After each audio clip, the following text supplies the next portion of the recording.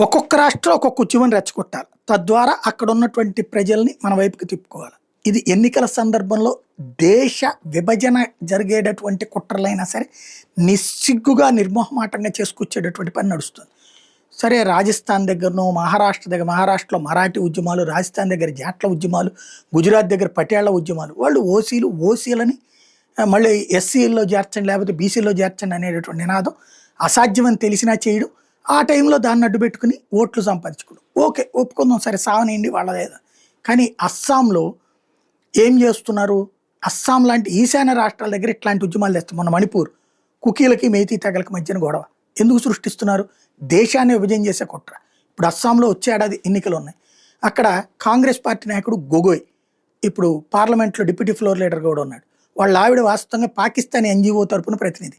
అయినా సరే ఆయనకి ఇచ్చారు అవకాశం. ఎందుకంటే అస్సాంలో 3 రకాలైనటువంటి వర్గాలు ఉంది. అస్సామీ మాట్లాడేటటువంటి హిందువులు వీళ్ళు 30% ఉన్నారు.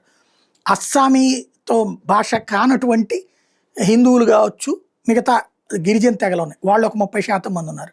ముస్లిమ్స్ ఒక 30% మంది ఉన్నారు. క్రిందటిసారి అస్సామీ భాష మాట్లాడే హిందువులు, రెండవ హిందువులు కలిస్తే 60% వచ్చినాయి. బీజేపీ అధికారంలోకి వచ్చింది. ఓ రకంగా అది అత్యవసరే, భారీ మెజార్టీ ఏం కాదు. ఆ తర్వాత పూర్తి హిందుత్వ సిద్ధాంతాలు తీసుకుని అమలు చేసుకొస్తున్నాడు హిమంత్ బిశ్వ శర్మ. ఇప్పుడు ఈ గొగోయ్ని పంపించడం ఏంటంటే అక్కడ అహోం అనేటటువంటి తెగ, వీళ్ళు లక్షలాదిగా ఉన్నారు అక్కడ.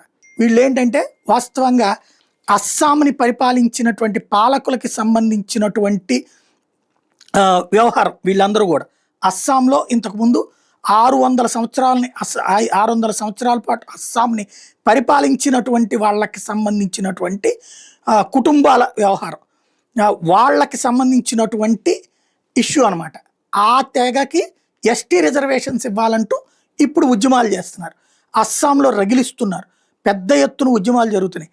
నిన్నంతా కూడా అహోమ్స్ దిగ్బంధించినటువంటి ప్రదేశం. అక్కడ వీళ్ళకిస్తే గనక నేను చెప్పిన ఇందాకటి హిందువుల్లో 2వ వర్గం ఉంది చూసారా, అస్సామీ మాట్లాడని గిరిజనుల తెగలు, వాళ్ళందరూ తిరుగుబాటు చేస్తారు.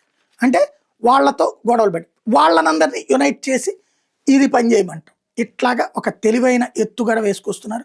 దేశం ముక్కలైనా పర్వాలేదు, రాజకీయం కావాలనేటటువంటి కాన్సెప్ట్.